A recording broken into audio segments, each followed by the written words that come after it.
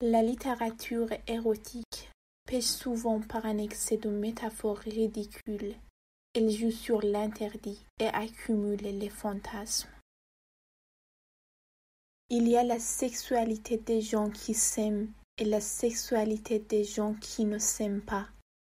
Quand il n'y a plus de possibilité d'identification à l'autre, la seule modalité qui demeure, c'est la souffrance et la cruauté.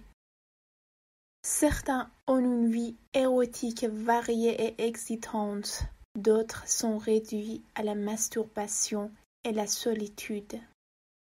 Dans nos sociétés, le sexe représente bel et bien un second système de différenciation tout à fait indépendant de l'argent.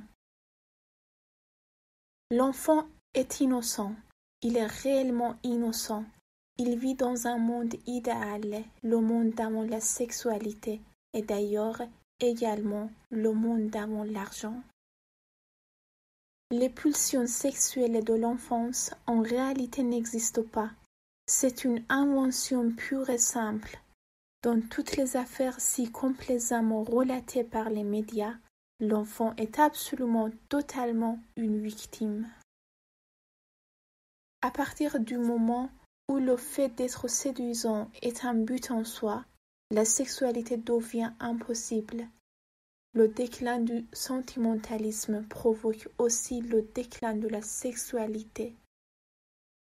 Le dépérissement de la sexualité en Occident comporte peut-être des causes psychologiques, mais qu'il s'agit avant tout d'un phénomène sociologique. En effet, le but majoritaire de la quête sexuelle n'est pas le plaisir, mais la gratification narcissique, l'hommage rendu par des partenaires désirables à sa propre excellence érotique. Je crois quand même utile de rappeler cette vérité d'évidence.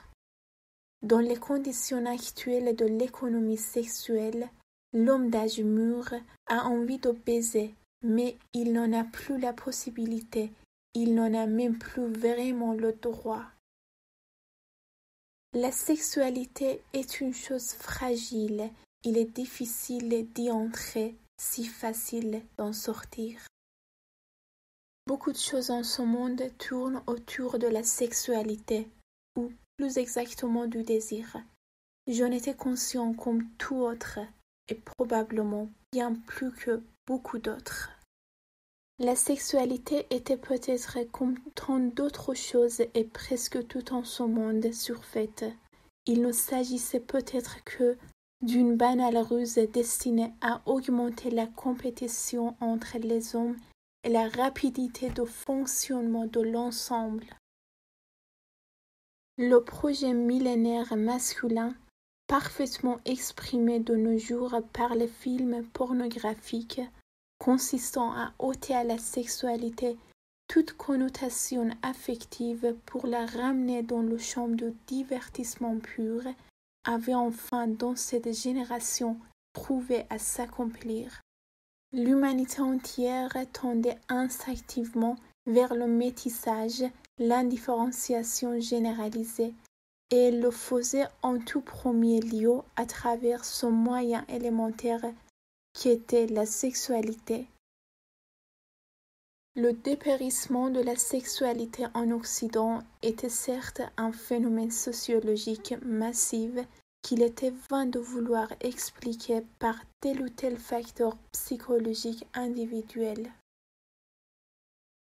Si décidément la sexualité doit rentrer dans le secteur des biens d'échange, la meilleure solution était sans aucun doute de faire appel à l'argent, ce médiateur universel qui permettait déjà d'assurer une équivalence précise à l'intelligence, au talent, à la compétence technique.